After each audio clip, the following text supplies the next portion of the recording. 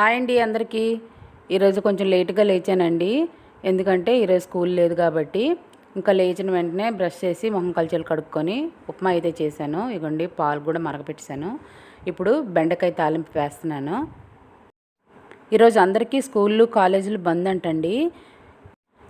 ఇంకా మా వారైతే మొక్కలకు నీళ్ళు పోసి ఇగోండి పువ్వులు అయితే తెచ్చారు గార్డెన్ నుంచి. మా గార్డెన్లో పూసిన పువ్వులండి ఇవి. కొంచెం మరము, కొంచెం కనకంబరాలు, కొంచెం మందార పూలు అయితే వచ్చాయండి. ఇదివరకు అయితే ఎక్కువ వచ్చేవి పువ్వులు, ఇప్పుడైతే రావడం లేదు, వర్షాలు కదా.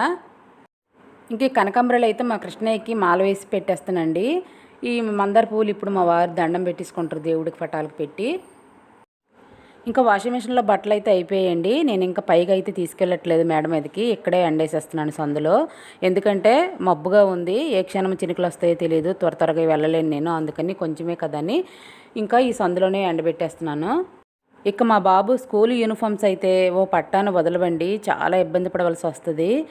మిషన్లో వేసినాక మళ్ళీ వదలకపోతే నేను మళ్ళీ బ్రష్ పెట్టి ఉతుకుతానండి. ఇంకా వైట్ డ్రెస్ యూనిఫామ్తో చాలా కష్టపడాలండి, ఎందుకంటే ఓ పట్టాను వదలవు.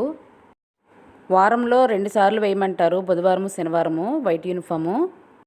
ఇంకా వైట్ డ్రెస్సుల్ని మెయింటైన్ చేయడం కష్టం కదండి. నేనైతే ఉతికిన తర్వాత నీళ్ళ మంది పెట్టేదానండి భుజాల. అయితే అక్కడక్కడ మరకల్లా కనిపించినా ఎండిపోయిన తర్వాత కొంచెం వైట్గా కనిపించేవి. ఇంక ఇదైతే వైట్ బట్టల కోసం అండి. మనం బట్టలు బట్టి ఒక అరబకెట్ నీళ్ళలో ఒక కొంచెం పౌడర్ అనేది వేసి ఆ బట్టల్ని ముంచి 2 మినిట్స్ ఉంచి తీసేయాలండి. 2 మినిట్స్ కన్నా ఎక్కువ ఉంటే పింక్ షేడ్ వచ్చేస్తాయి అంట వైట్ బట్టలు. ఇది ఫ్యాబ్రిక్ వైట్నర్ అంటండి, రామరాజ్ కాటన్ షోరూంలో కొన్నాను. ఇంకా బట్టల పైన అయితే అయిపోయింది. ఇగోండి ఉప్మా చేశాను కదా, మా అబ్బాయి ఉప్మా తిన్నంటున్నాడు. బెండకాయ ఫ్రై చేశాను కాబట్టి అందులో సగం కూర ఉంచి నైట్ కొంచెం అన్నం మిగిలితే ఆ అన్నం అందులో వేసి కలబెట్టి ఇచ్చేస్తున్నాను వాడికి. ఇగోండి మధ్యాహ్నానికి అయితే బెండకాయ ఫ్రై చేశాను. బెండకాయ ఫ్రై అయితే అయిపోయింది. ఇంకా ఫ్రిడ్జ్లో ఇడ్లీ పిండి అయితే ఉందండి. ఇంకా ఒక్కడి కోసం ఇడ్లీ పెట్టి మళ్ళీ చట్నీ చేస్తే చాలా టైం వేస్ట్, శ్రమ కూడా అండి. ఇంకా మా వారికి ఉప్మా పెట్టేసి కొంచెం మజ్జిగ కలిపి ఇచ్చానండి, అతను అయితే తినేస్తున్నారు. ఇక వీడికి కూడా ఇది రెడీ చేస్తానండి, ఈ బెండకాయ ఫ్రైలో అన్నం వేసి. ఇందులో నిమ్మకాయ పిండుకున్న బాగుంటుంది, కానీ వాడు వద్దన్నాడు. ఇంకా పట్టీలు అయితే నానబెట్టానండి, పట్టీలు తోమాలి, ఇంకా అదొక పని ఉంది.